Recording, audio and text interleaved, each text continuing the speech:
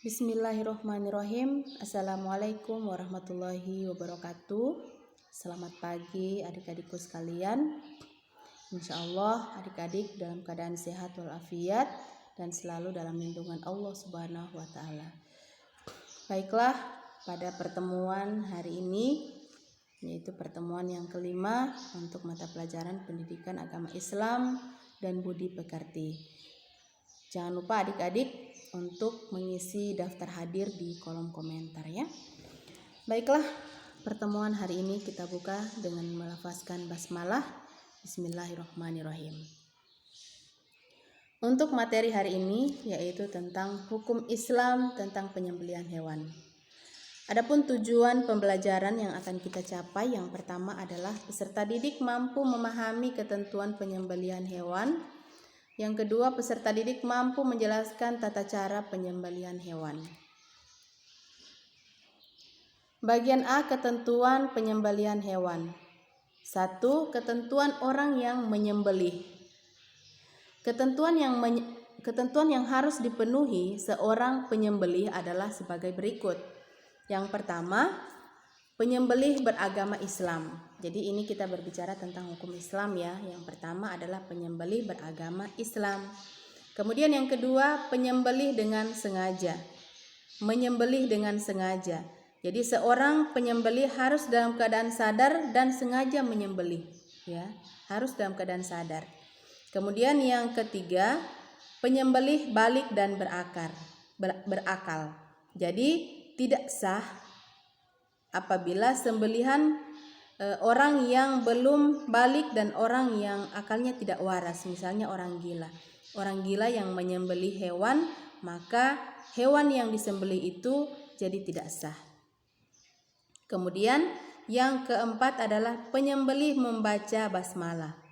Jadi selain membaca basmalah, penyembelih juga disunahkan membaca salawat Nabi dan takbir 3 kali. Itu ya. Ini adalah ketentuan orang yang menyembelih. Kemudian yang kedua, ketentuan hewan yang akan disembelih. Apa saja ketentuan hewan yang akan disembelih? Yang pertama, hewan dalam keadaan masih hidup ya. Jadi tidak sah hukumnya menyembelih hewan yang sudah mati.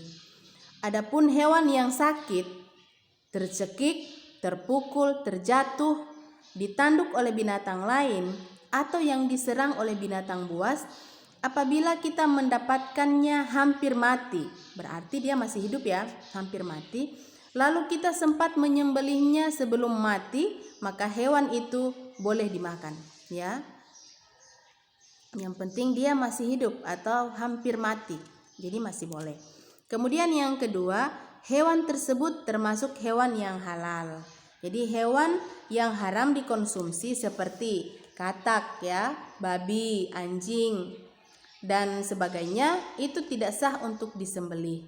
Hewan yang diperoleh melalui cara haram juga tidak sah disembelih. Jadi meskipun dia ayam, seekor ayam itu adalah binatang yang halal, tapi kita memperolehnya dengan cara mengambil ayam orang lain atau mencuri ayam, maka ayam itu menjadi tidak sah kita konsumsi. Tidak halal ya, jadi haram. Kemudian yang ketiga adalah ketentuan alat penyembelih. Jadi alat yang digunakan untuk menyembelih hendaknya memenuhi ketentuan sebagai berikut. Yang pertama, alat yang digunakan tajam dan dapat melukai. Jadi ketajaman alat dimaksudkan agar proses penyembelihan berlangsung cepat sehingga hewan tersebut segera mati, jadi tidak tersiksa ya. Jadi begitu sembelih trek langsung hewan yang kita sembelih itu langsung mati. Kemudian yang kedua, alat tersebut tidak terbuat dari tulang, kuku atau gigi. Jadi berdasarkan hadis Rasulullah yang diriwayatkan oleh Bukhari Muslim, kita tidak diperbolehkan menyembelih menggunakan alat yang terbuat dari kuku, gigi dan tulang ya. Karena itu hanya akan menyiksa hewan yang kita sembelih. Yang ketiga, alat yang digunakan boleh terbuat dari besi, baja, bambu atau apa saja yang bisa tajam. Jadi persyaratannya harus tajam ya. Kemudian yang berikut, yang ketiga adalah ketentuan menyembelih. Jadi supaya proses penyembelihan menjadi sah, itu harus memenuhi beberapa ketentuan. Yang pertama adalah Penyembelihan dilakukan di urat leher sampai terputus saluran makanan, pernapasan, dan 2 urat lehernya. Itu yang pertama. Yang kedua, pada waktu menyembelih hewan, orang yang menyembelih harus memastikan bahwa ia sudah memotong dan memutuskan bagian-bagian tersebut di atas. Yang tadi ya, saluran makanan, pernapasan, dan 2 urat leher. Itu semua harus terputus. Bila ketiga bagian tersebut sudah putus, maka penyembelihannya menjadi sah. Jadi sah ya. Kemudian yang berikut ini tata cara penyembelihan hewan. Tata cara penyembelihan hewan ya. Cara penyembelihan hewan itu ada 2 macam, yaitu penyembelihan secara tradisional dan penyembelihan mekanik. Penyembelihan secara tradisional itu artinya penyembelihan hewan dengan menggunakan alat sederhana seperti pisau, parang, dan lain sebagainya. Sedangkan penyembelihan mekanik adalah penyembelihan dengan menggunakan mesin pemotong hewan. Jadi untuk memahami keduanya, ya jadi kita akan lihat bagaimana tata cara menyembelih hewan secara tradisional. Ini yang pertama, tata cara penyembelihan secara tradisional. 1. Menyiapkan lubang penampung darah. Jadi mungkin ini adik-adik sudah pernah lihat ketika ada yang memotong hewan kurban misalnya ya. Itu yang dibuatkan adalah lubang penampung darah. Kemudian yang kedua, hewan yang akan disembelih dihadapkan ke kiblat dengan lambung kiri di bawah. Jadi dia menghadap kiblat, lambung kirinya di bawah ya. Dia menghadap kiri. Kemudian kaki hewan dipegang kuat-kuat atau diikat, kepalanya ditekan ke bawah. Yang keempat, leher hewan diletakkan di atas lubang penampung darah yang sudah disiapkan. Yang berikut, berniat menyembelih. Dan yang keenam adalah membaca basmalah, salawat Nabi, dan takbir ya, takbir 3 kali. Jadi pada saat mau menyembelih kita membaca basmalah, Bismillahirrahmanirrahim, lanjut salawat Allahumma sholli ala sayyidina Muhammad wa ala ali Muhammad, kemudian lanjut Allahu Akbar, Allahu Akbar, Allahu Akbar. Lanjut arahkan pisau atau alat penyembelih pada bagian leher hewan ya.